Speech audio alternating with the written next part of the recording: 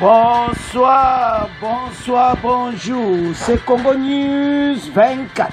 Bande Konanga, comme toujours avant de commencer notre émission, nous disons merci à Dieu.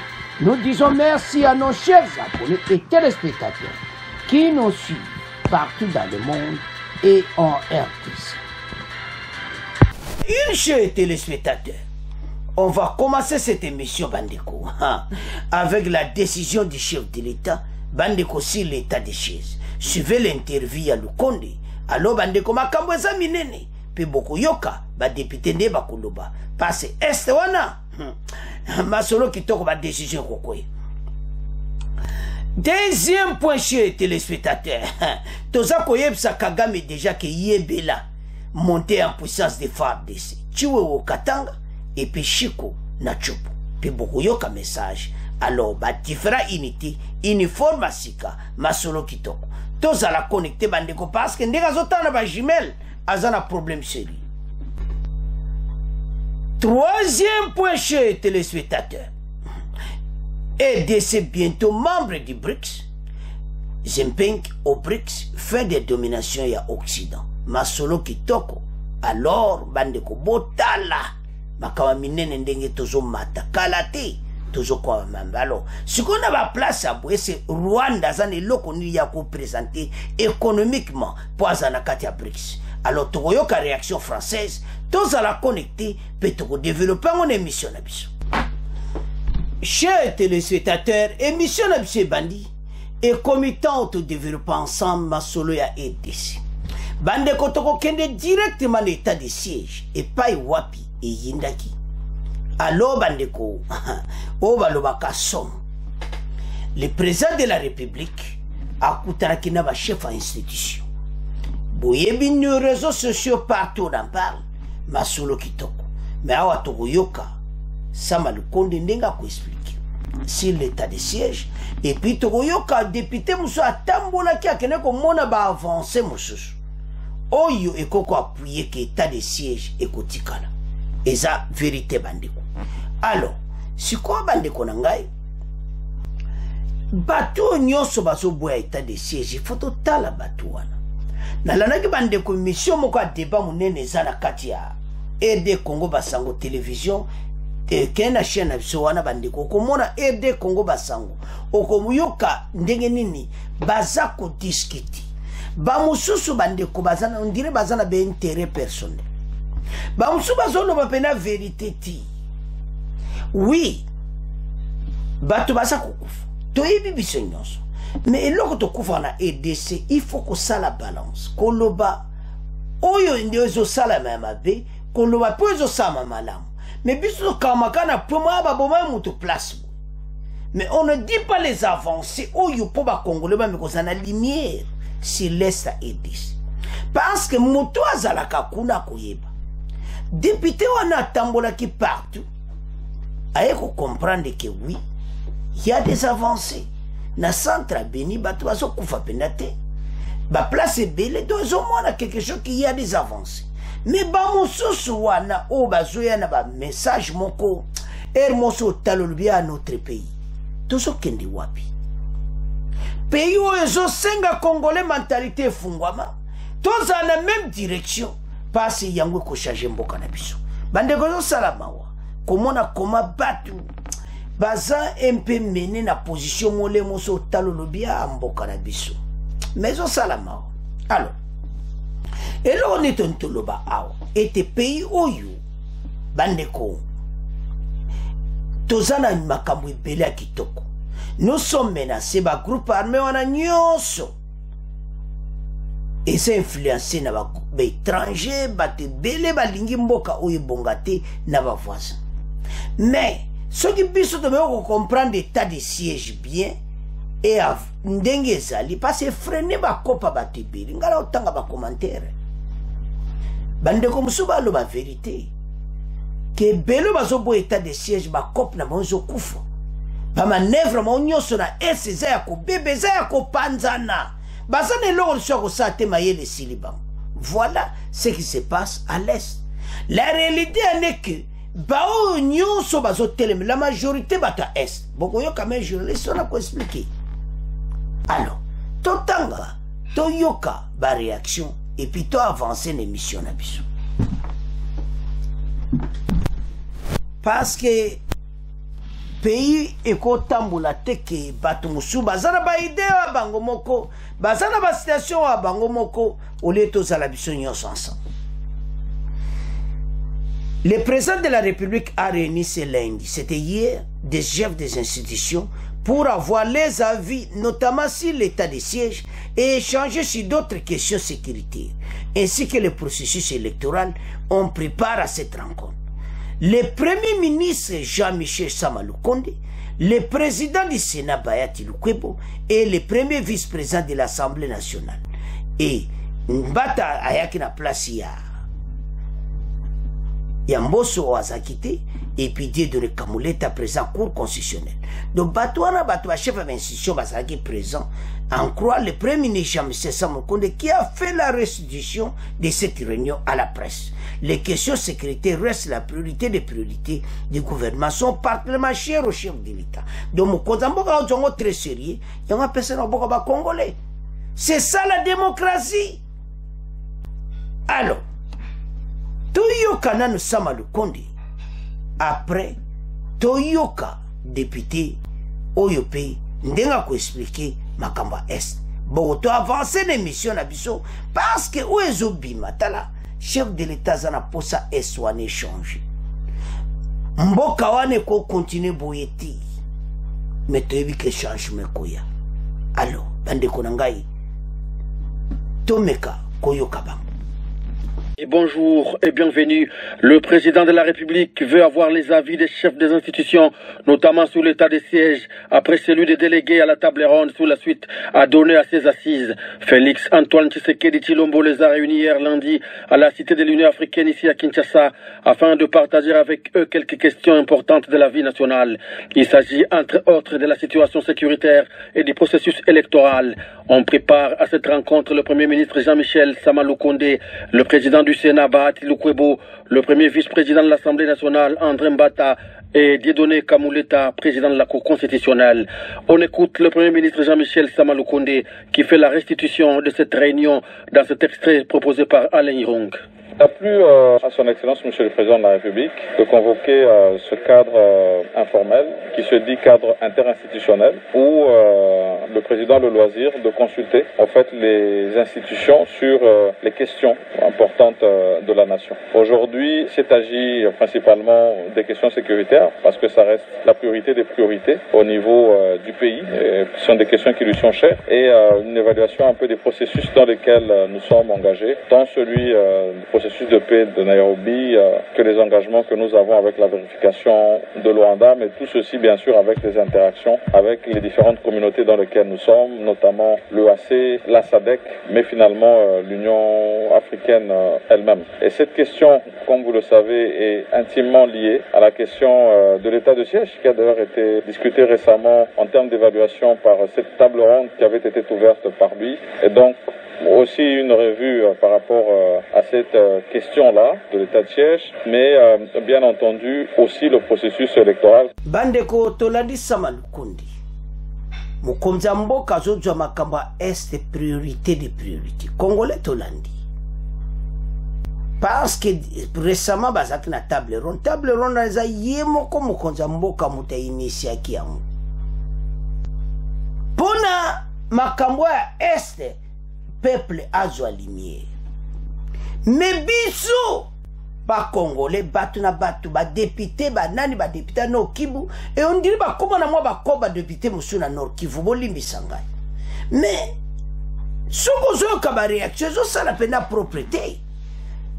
Bolandi Sama Lukonde ba konti ba zongo sérieux zateki ba osala ngo pour couvrir quelque chose non ba yibi que il y a des avancées peso salam ba te belé ba kangami na Nord Kivu ba bazasu na moya ko bouger bande ko ba soda ba yebi oyoki mbango ba yebi que o azo kende bo tala ba groupe armé belé ba kopa ba minéraux zo kufa malembe bazo kanga ba secteur minier belé o ezaki ba neuf ba groupe rebelle mususu ba ko ka susuti ba mususu bazaki lié na bazoma en cravate ce qu'on va se en cravate bazo s'en sortir les sous-soutis et là on est personne sur colère voilà bazo bomaka batu babuma batu to yebiete quelques avancées sali bandeko toujours si les députés ou boyo ka député oyo ndenga expliquer atambola ki kuna mona kinyoso et puis boyo ka siko député muso Nord Kivu ndenge pa ko contredire po bomona comment que batu oyo ba musu baza be intérêt na bango alors député libosa le biboy atamboli na est amoni ba avancer sali mais oyo mususu wana ya Nord Kivu ezamawa alors bandeko tolanda bango bongo to avancer l'émission na biso parce que l'air est grave. Alors, d'entrée des jeux, la levée pure et simple de l'état de siège a toujours été réclamée par la population de l'Est et surtout par la majorité de la société civile. Mais cet état de siège a toujours été prolongé par vous, les députés nationaux. Alors, plusieurs prolongations, pas toujours des résultats. Peut-on dire aujourd'hui que 2 ans après, c'est l'échec patent? Non. Dire qu'il n'y a pas eu de résultats, c'est quand même très fort. Puisque, d'abord, permettez-moi que nous puissions d'abord saluer tous nos compatriotes qui sont en train de nous suivre à travers la République, les millions d'auditeurs de la radio Okapi et tous ceux-là qui vont intervenir dans cette émission. Donc, dire qu'il n'y a pas eu de résultats, c'est quand même très très fort. Mais l'état de siège, l'une des dispositions constitutionnelles prévues par notre constitution, que lorsqu'une partie du pays, il y a un problème qui n'arrive pas à se terminer, comme le problème de l'insécurité qui est chronique dans notre pays, hérité depuis plus de 20-30 ans aujourd'hui, alors il a fallu essayer de nouvelles recettes afin que la République puisse faire face à l'ensemble des menaces et pour y mettre fin définitivement. Et l'une des recettes, c'était l'état de siège qui a été expérimenté 2 ans après. Il y en a qui réclament la levée, il y en a qui réclament le maintien, et il y avait aussi une autre commission qui réclame la réqualification. Donc, pour ceux-là qui réclament la levée, ils ont des raisons qu'ils ont avancées, et ceux qui réclament les maintiens ont donné aussi des raisons, ainsi de suite. Donc c'est tout à fait normal, nous sommes dans la démocratie, chacun donne son opinion, mais la finalité reviendra au chef de l'État, le numéro 1 de la République, qui prendra une des décisions qui doit aller dans l'intérêt de la République, et non pas pour satisfaire un cas ou un autre, mais c'est l'intérêt suprême de la République va primer. Oui, vous parlez du respect de ceux qui ont opté, soit pour le maintien, la levée ou la réqualification. Mais nous savons que la table ronde a été annoncée par le chef de l'État au cours d'un des conseils des ministres. Ça fait plusieurs mois maintenant. Mais pourquoi avoir organisé ça plusieurs mois passés, après?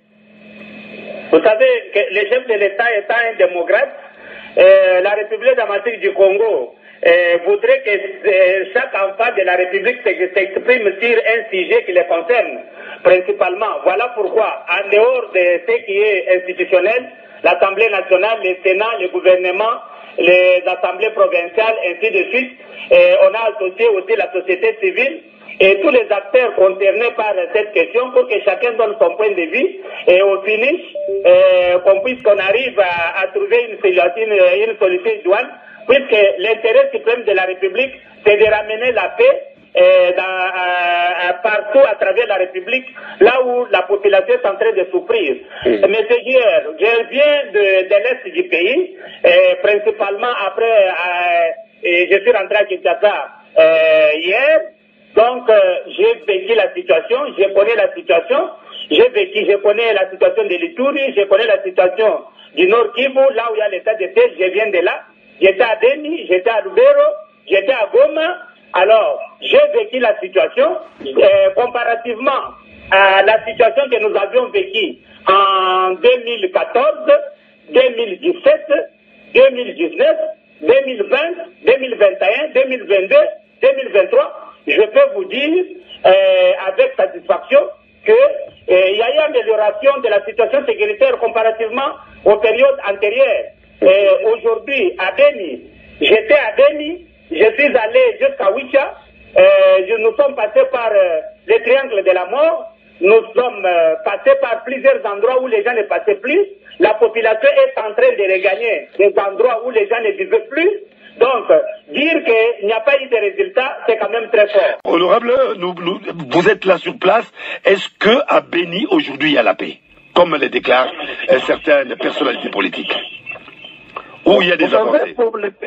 Pour les personnes qui ne vivent pas le Nord Kivu, qui viennent juste pour une semaine, 2 semaines, hein, vous pouvez arriver pendant la période où il y a accalmie. Et vous pensez que pendant cette période-là, c'est la période, le mouvement qui va perdurer, il n'y a pas de tuerie. Pas plus tard qu'avant-hier, ici, les ADF ont pénétré dans le territoire de Beni, à Mandumbi là-bas. Nous avons vu comment la population s'est déplacée. Donc, parfois, quand j'entends les déclarations de certaines personnalités à partir de Kinshasa, à partir des autres provinces, je me pose la question de savoir, est-ce que nous sommes dans un même pays? Est-ce que nous partageons les sentiments de la population du Nord Kivu qui vit cette guerre-là, qui vit les atrocités? Il faut savoir que depuis un certain temps, les caméras ont été tournées plutôt vers Rutshuru. On ne communiquait plus sur les tueries à Beni à cause de la guerre du M23 à Rutshuru. Mais cela ne veut pas dire qu'il n'y a pas de tueries dans le territoire de Beni. Bandeko tolandi biso nyonso badepite wana mibali tobano alibusu alobi atamboli partout kuna amoni ba avancer ezali. Bandeko, qu'est-ce que signifie les avancées? C'est-à-dire ndenge zalaki libusu ese su ndenge wana te. Donc a expliqué clairement bongo akene kokosa vraiment aketi na Rutshuru yazo benga ngo 2 semaines ya yebi combien de temps ya pesi temps atambola ki kote wana nyonso ba vivre ba réalité. Et maintenant l'autre député oya Beni alobi que bato basala kuna tozoloba même langage te toza pena na caméra za tourner lisusu na nini te parce que makambo ya ba terroriste et tout ça non. Et ça, Makamusa le beza le biquet, quand même, oye ba réalité, oui, tous comprendre. Mais, problème là-dessus, Salina, on ne parle pas des avancées. Moi, je m'attendais à député ou à Beni à Lubaboui. Qui en tout cas, moi, va avancer, Sali, mais au Senga, le gouvernement a renforcé pour avancer, on a continué. Comme ça, bah, tu vas couper les sous. Il y a le cas qui a une période de calmie et tout ça. Surtout comprendre. Donc, tant qu'on a le langage à Moutou, on a clairement été battu, yo bazo l'ingéta de siège. Mon konzambo kadjo ba décision moko correct, ndeto landi sama lukonde, ndeto landi ba député mi balé, mbo partage, mon konzambo kadjo ba décision moko correct. Makambo ba lobi wana ko boyoka ade wana sol ngoyo ke bele kene na aide Congo basango télévision oyo ka pende bele baza ko discuter musuba so oyo ka batu ba fâché na ndenga mukete mais awa saka moi désesque parce que monsieur Zamulai toko tchanyo sote alors yango bande ko to senga tala soki nano s'abonner te s'abonner awa okozwa vraie information oyo talika ok no tozomone bele penoma bazotala mais à s'abonner penate allez donc et ça bien dit bo s'abonner bo supporter alors bandeko tolandi bango nyonso maintenant nazotika ngona bino oya liboso apesi ba point moko positif oya mibale apesi négativité totale mais eloko ni tontoloba awa. Et ça il faut une balance. Toye bien te est les ana ba problème et belé. Réalité est motunyon c'est ça qui passe biso tout mais tema na biso pas na bino bande quoi est. Mais l'autre senga na bino tala état de siège et freiner makambo belé même balkanisation et freiner yango parce ba soldat na ba soldat na bakopa bato na bata ESND bayaki na mbutu na bango na banguma na monde donc esimbi kaka te parce que soda na soda ayebi muninga ndenge ni makamba ko mema yango botiki état de siège vanda toza na force sadek eza koya poto sisa makambo na est totika état de siège vanda bato wana bako vivre makambo na bango bandeko la montée en puissance de FARDC tozo kende na pont wana ba congolais bolamuka chiwo bazo sala grand boulot na Chiko waza joine bazo tambula bakaburi yango bien chiwo wabana kamina alekina likasi alekina katanga azo tambola okene tina kitona na nord kuna Chiko akeina chopo na kido bazo tambula koyebisa bango ndenge masula kitoko za mikolo Kagame kaka bwenda ba kamera Kagame azala kotala kaboko mona kaka ndenge façon ndinga za metozoya alors elo tontolo bezaki makambo za minene chez téléspectateurs et comme étant to la moka to telema pona mboka na biso EDC eza kokende na direction ya bien ba congolais bo supporter que état de siège vanda bato mususu wana bayebi oyo baza kosala mais loko eza très important biso tozala bomoko ini na bandeko ya beni to partager bapasi na bango ensemble tozwaka le négatif eza nango mutawanga na zate ke bato bakokufa te toyebi mais présence ya état de siège nde makambo bakopa bato nyonso bacravate bakopa ekufi baza wana azotambola mikolo mosusu bakomi mpiaka danger $10 $1000 aza koverse na babanke ezokota lisusu te bakope na bagroupe ama akende bakuta na soda bakangi ye donc ozo baza na problème sérieux e place bamafia oyoka mafia à l'est bazokopere na basoda bosuki infiltré. Alors, bandeko, tokomotika premier point, tokomokena deuxième point. Bandeko, tokomi na point na biso, oyo ya FARDC, c'est la montée en puissance. Bandeko, oyo kaka, en tout cas, forces armées congolaises, bazako sala musala. Donc, baza vraiment na position moko de pointe, o tozo benga la montée en puissance. Chiwewe azotambola alekaki na kamina aleki na likasi azotambola donc toyebi ka okende tina kitona kokutana na basoda na biso alors soko zotala effectif ezaka komata kosakana ti et puis à l'est Chiko akei na Kisangani kokutana na basoda na biso alors la montée en puissance est comme une réalité. Et ça là qui va solo, mais maintenant, oyo karachiwo wayebisi bango boui.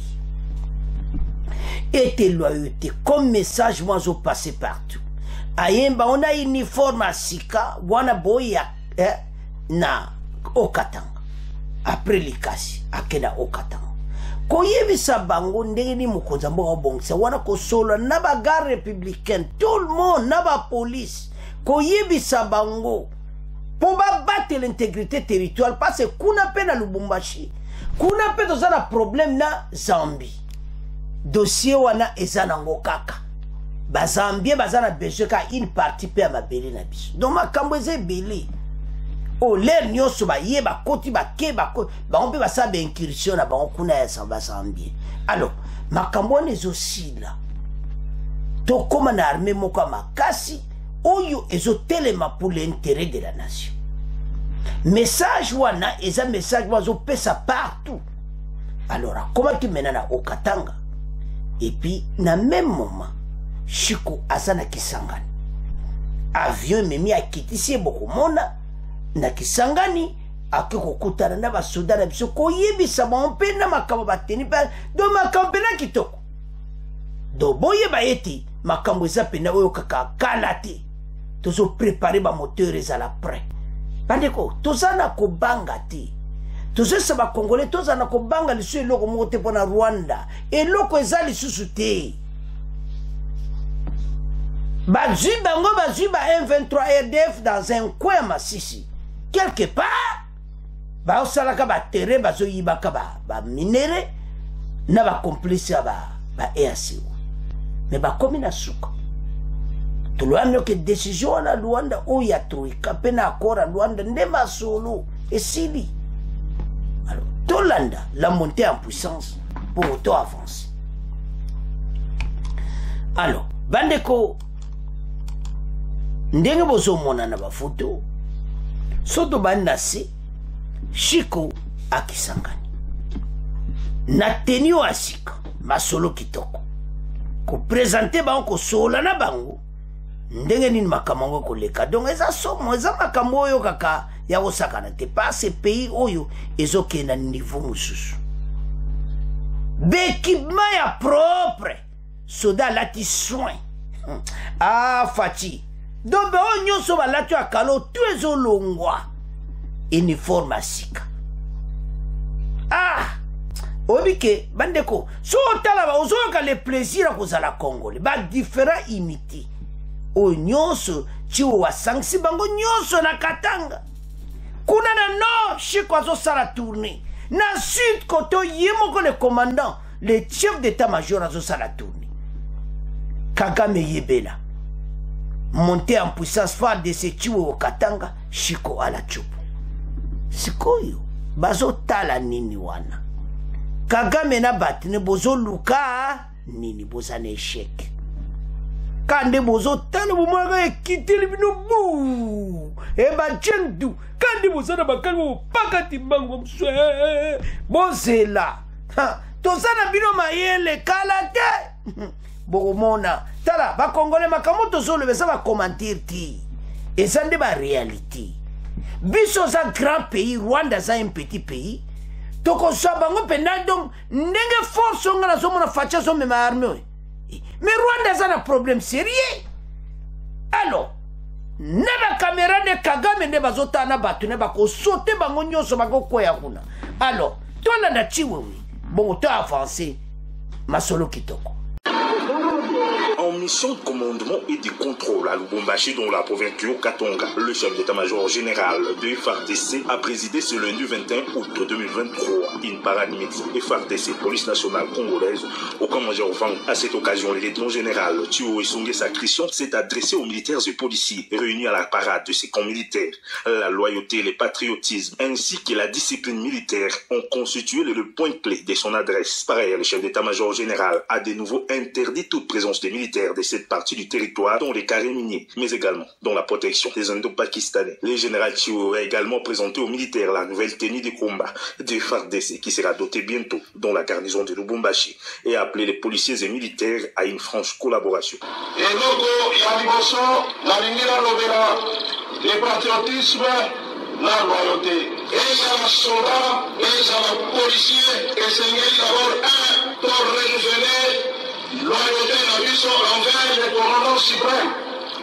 Parce que tous les patriotes, donc on a mon salaire à soldat, mon salaire à police, et c'est de protéger la population. Et ça, parmi la mission de biso, voilà la mission. La mission, la mission de la makamotari discipline, le littoral militaire, Azawana, le Colafinu, la commandant, Soki commandant, au moni soldat, indiscipliné, opinion militaire, au moni que Azole Isaka. Owana Soki Bokangi, tenez Kotika Nangana, auditorat militaire. Naringite Soki Nakei, Simanangai, Nayokaro, Basoda Bazana Mine. Batik Amine, la police de Mine. Totosa, Teni Owana Burati, Ezaya Mokonzi Amboka, Atini Mutumakote la Kalimini. La Basoda, la Bino, la Mine. Un défilé militaire a sanctionné cette causerie morale.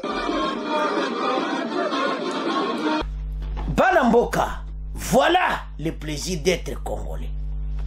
Et ça la ka fier parce que sozo tala nazakolanda kala nazomona bakongole mosusu bazokritike même uniforme ya FARDC fachaeli bango mai ya sika boyeke mai ya sika ta me bamama bayebi nde bachangama puta so mai ya sika ebimi esalaka plaisir siko biso teye na mai ya sika tombona confusion po ya trop des infiltrés bakita na bateni wana eza lisusu te ekomonana lisusu te bazwi yango so bakende bwaka yango soki wapi soda kolata propre otali meme boutique tala tokomisa mokonzi ya mboka azotombola FARDC na niveau moko parce que oyebi ndeko moko azokompare me basoldat rwandais na biso kolata na bango na ya biso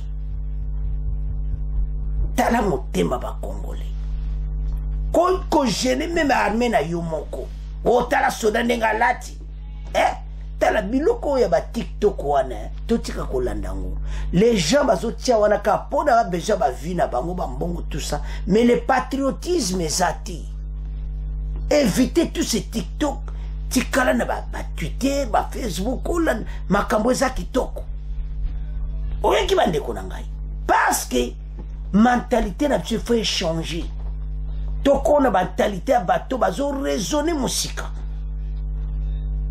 na réseaux sociaux makambo moko tina to baolakisa lelo oyo ngai naozela bango baba na kolakisa basoda na biso na teni ya sika nakotala bango me bakolakisa te parce teni telema eza kitoko tro bakolakisa te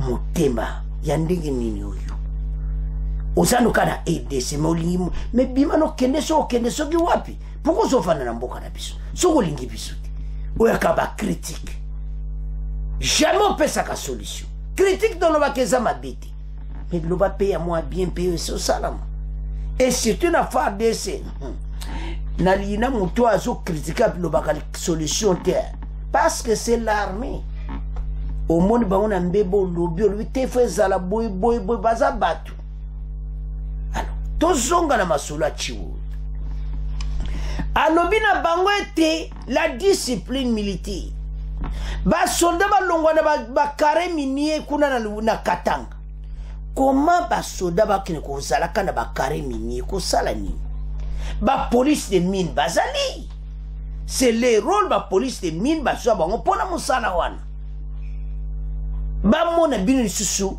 arme na non makambo wana te alobi bakuta bino kuna te bobima lere yango tiwewe ayebisi bino. Alors maintenant tomoni comment l'armée s'organise. Parlons un peu la façon la montée en puissance, comment programmation militaire eza kokende loi programmation ezali kokende penda propre abaxime bango ba prime bolana be mission eleki soda na biso soda na mpiko akomi ko vivre vie moko ya kitoko tala moko za mboka za un grand stratège tala ndenga stopper guerre wana président Kagame azana kolera dansi parce que na l'air wana alingaki match beta ayebaki ba point faible na biso siko mona zoloba lisusu alobaka lisusu te parce que amoni ke pena soki bitumba tokoka lisusu FARDC te bayebi alobaka lisusu te na o alekaka na Twitter wana o porte-parole ya armée rwandaise est-ce qu'alobaka lisusu pourquoi bafanini la montée en puissance ekangi baomonoko ce que nous avons tous un pays moko qui na montée tala kaka armée te kaka montée en puissance à FARDC c'était la montée en puissance ya Congo mobimba bandeko tala eza la police na biso ba entraînement bazosala na ba japonais batama kambo eze belo yo to lugande no bokena na RD Congo botala ka biloko kitoko tozoya nango mboka eza ko changer congolais fungola miso bakosa bino lisusu te tokomi na armée kitoko soki tosimbi parce tozala bibundeli en place pona kodimine ba perte humaine oya musika oyo bango bazanango biso za siko na 21e siècle oba basomba kala Rwanda biso sombi ya 2023 et kokana te bako vivre ango. Tout ça la troisième point. Mokozambo katindi Sama Lukonde na BRICS. Masolo kitoko a même message à chef de l'État. Toujours kota na BRICS. Wata na zolo bandera Congo. Bino bo kota na BRICS. Bino RDC. Boko yokango. La RDC parmi les pays candidats na BRICS. Et puis économiquement tozana nyonso. Monde zana posa na biso.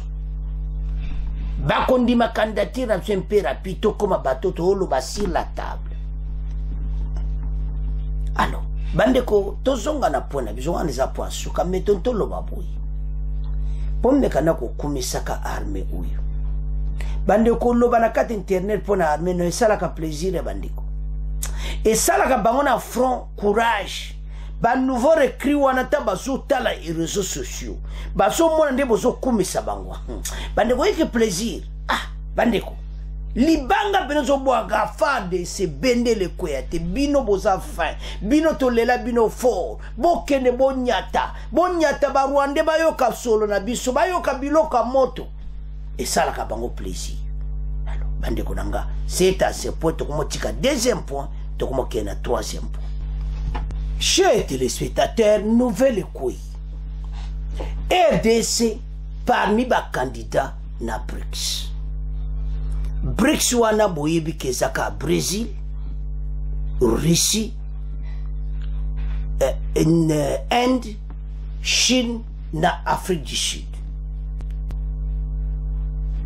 Maintenant, bazo baksa bapi. Poempe Occident a kita nanu. Occident le ki mapeka likolo. Occident zo kita. Ba présent Russie bazo pita tout le pona BRICS wana. Afrique du Sud ma solo kitoko. Bako vivre yango. Bade koma kambo eza minene. Koyoka. Réaction ba France.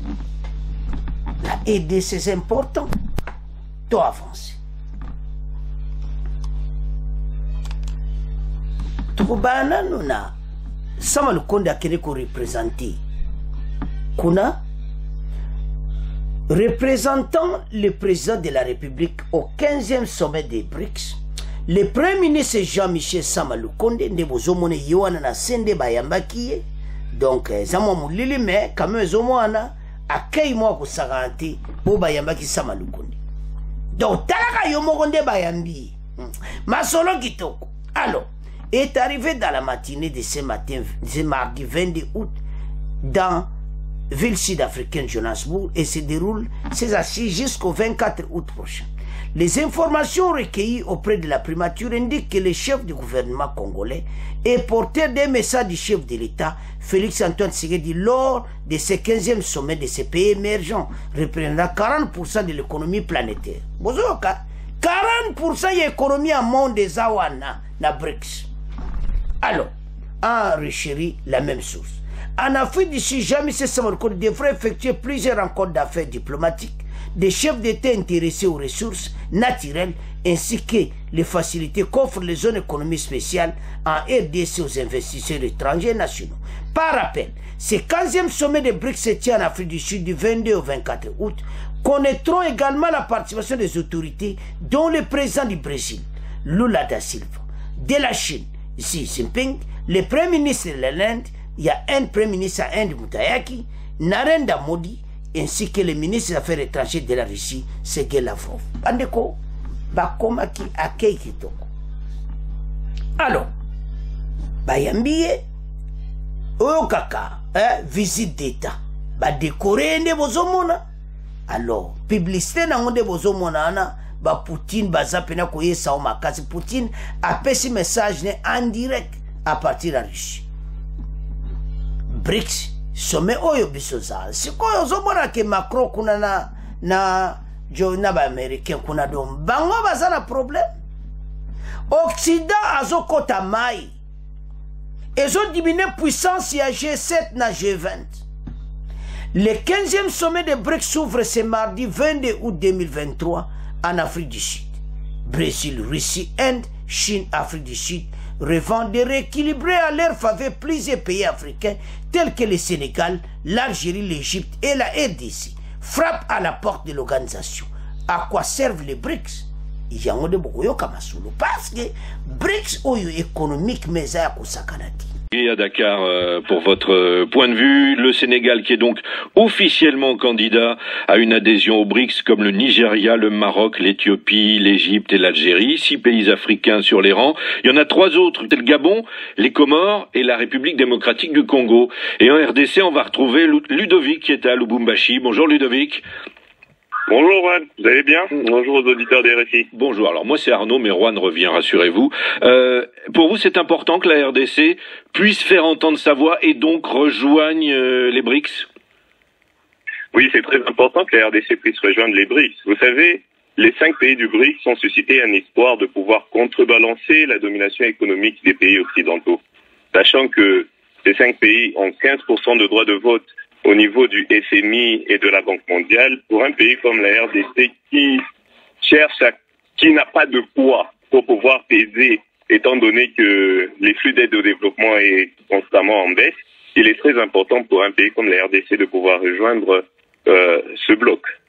Il faut prendre le train de l'histoire, nous écrit Hilaire. C'est le sens que vous donnez aussi à une demande d'adhésion possible? Oui, exactement. Actuellement, les pays africains et les pays du Sud, du Grand Sud, sont actuellement en train de chercher un nouveau bloc, essayer de sortir, de donner une nouvelle vision à l'économie mondiale, étant donné que ces pays n'ont presque pas de poids au niveau des grandes institutions internationales, notamment l'ONU, quand on sait que les pays occidentaux sont surreprésentés au niveau du Conseil de sécurité. Pour les pays comme la RDC, ça serait important pour eux de rejoindre un bloc qui a une même façon de voir les choses, qui vit les mêmes réalités et qui pourrait essayer de les aider, surtout dans le cadre économique et pour le développement économique de ces pays. Ludovic, c'est un rééquilibrage naturel ou ça se veut comme un front anti-Occident?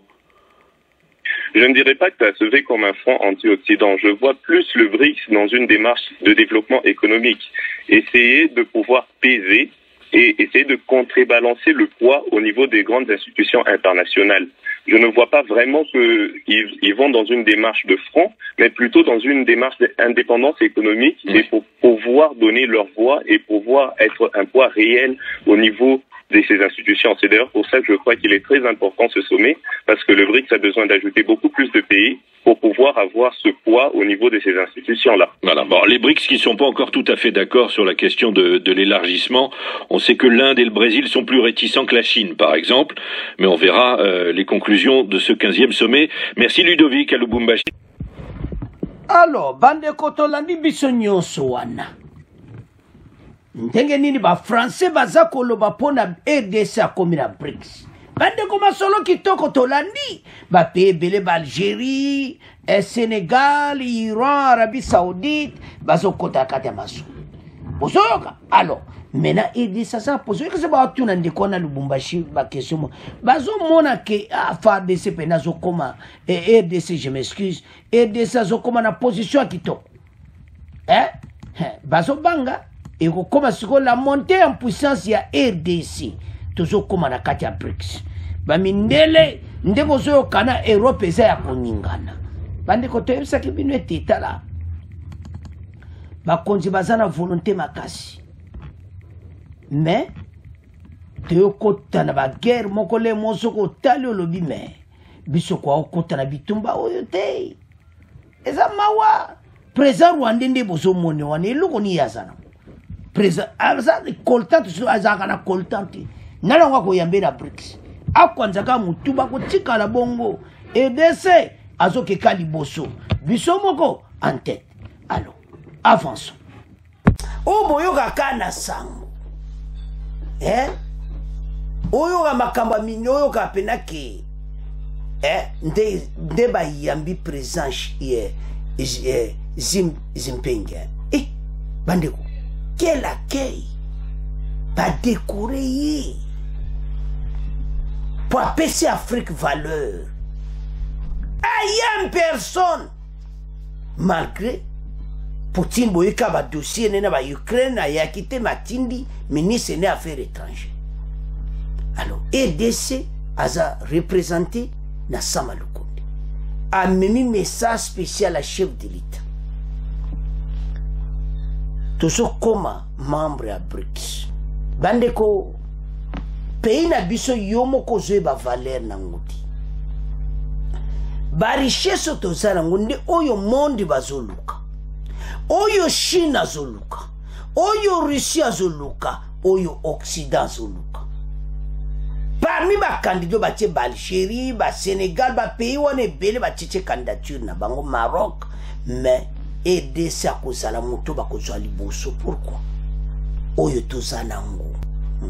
Oto ko présenter na kati ya masolo ozana nini chana na nesa. Bon siko leba obengisa siko ba tche ba candidat. Yo mwe Rwanda chi. Ache kan akocha peti. Azane loko nini Rwanda ko présenter nini. Tosudo kanga lokutane ya Coltan. Azaka na Coltan ya Ibaka. Mwanga shishi ya bazo sambisa ba kote zo katsa Rwanda, jisa seko mema polisi mobimba na kati ya samibina nino na sabem na Rubaya kune pai wapi yena ba policier ne Rwandi. Coltan zo yiba ako présenter Kagame ko mwana kuna te. Kagame na kati ya libulu. Fade sa zo kende likolo tala toko koba na ba BRICS koyo. Dossier Rwanda yaza mutu mabeti mutu wana Rwanda banaka kukita Rwanda komona makamu na ye au fur et à mesure que la RDC za komonte au fur et à mesure que RDC zo ba plateforme belé Rwanda za ya kubunga bon comprendre que même makambo ba forêt à climat RDC za na centre masulu ba mbongo minene ko bima pona climat Rwanda zana problème à Lukaki biso eko si la boyete toujours kende kaka nango. Alors tozonga na dossier na biso. Pourquoi BRICS? Économiquement fort. Alors, chers téléspectateurs, bon continuez à s'abonner massivement, bon partager. Au revoir. À la prochaine.